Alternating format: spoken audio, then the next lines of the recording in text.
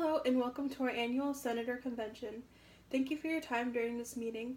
My name is Debbie Stabenow and I am one of the current senators in office representing the state of Michigan. Today I am here to tell you a little bit about myself and what I do for the state of Michigan and why you should re-elect me as one of the senators for the state of Michigan. To begin, I would like to tell you a little bit about myself. My name is Debbie Stabenow. I was born in Gladwin, Michigan and raised in the city of Clare.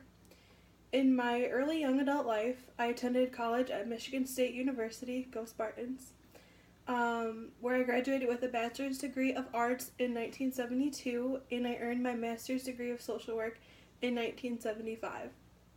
After I earned my degrees, I ran for public office and won.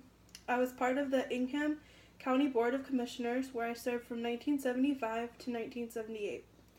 After my term there, I moved on to becoming a Michigan House Representative, where I became the first woman ever in the state of Michigan to preside over the House from 1979 to 1990.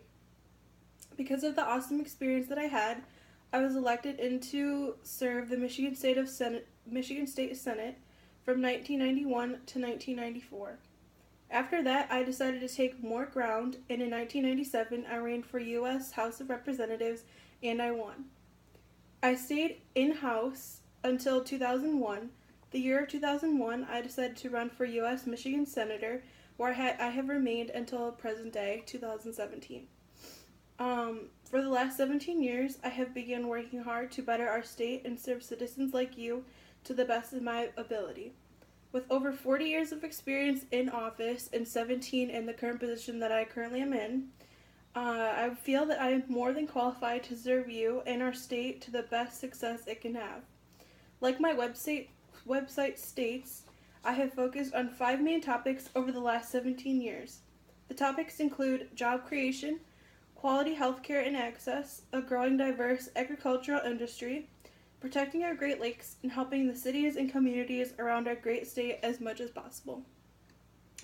I know our economy as a country has been on the low, and not very many jobs are around, and it is becoming harder and harder to work. Because of that, I understand I am working to make sure that we export our products, not our jobs, and I am against countries that manipulate their currency to put American-made products at a competitive disadvantage. I also made a call to begin removal of trade barriers that hurt American businesses. I have made it very clear that if a trade agreement does not work for our workers, then it does not work for America, which is why I support a race-to-the-top framework that would compel our trading partners to raise their standards on wages, environmental responsibility, and working conditions, to better not just Michigan, but the United States as a whole. For healthcare, I obviously want citizens of our state to be the healthiest they can be. I want healthcare to be easily accessible, and I want it to be affordable. For example, I work to ensure that the Affordable Care Act promoted comprehensive coverage for women, including maternity care, and I supported provisions that lower the cost of prescription drugs for seniors. I also made mental health priority in the law a top priority. I especially want to hint at mental illness. Because it is an up-and-coming topic, I feel like it has been not talked about as much as it has until the last few years. I would like to remind people that invisible diseases and invisible illnesses such as depression are actually happening present day, and most people don't even know about them. Invisible Disabilities and Illness Week is actually happening now, October 15th to the 21st, and we can't forget about our invisible illness citizens. I work hard every day to make sure they are protected just as much as anyone else.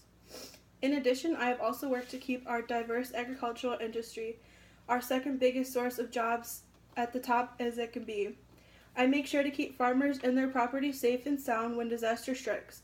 It is the main reason for the 2014 Farm Bill that I created and passed. Just like I want to protect our citizens and workers and businesses, I also strive to take care of our Great Lakes. Our lakes are one of the things that defines our state the most. Without them, a piece of our puzzle would be missing. I made sure that the first bill I passed when I was elected into the United States Senate would be to ban oil and gas drilling in the Great Lakes.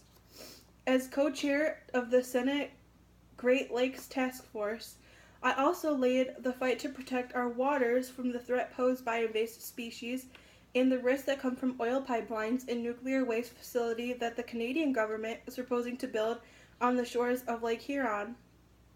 It's very important to make sure that you are looking at Michigan as a whole and not just parts of Michigan. Canada is very close to Michigan, and it's very important to know what they're doing because, like I said, they're trying to drill into Lake Huron, and that is also a part of Michigan. Our state shows us love, and we need to show it love back. Without our state, we would have missed out on some of the most amazing inventions, such as the T-model from our very own Henry Ford, the beautiful views of the Great Lakes, and so much more.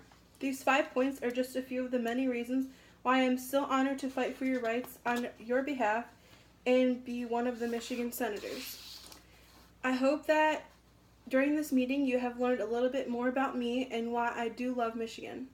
I hope you learn what I do for you as a senator and a few of the reasons why you should re-elect me. Thank you again for your time. I look forward to serving you all once again.